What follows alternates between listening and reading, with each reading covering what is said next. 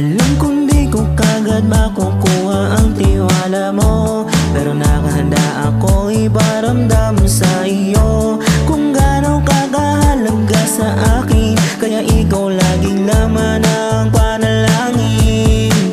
Alam mo ba, hindi ka naman diwata, pero bakit napakahiwaga?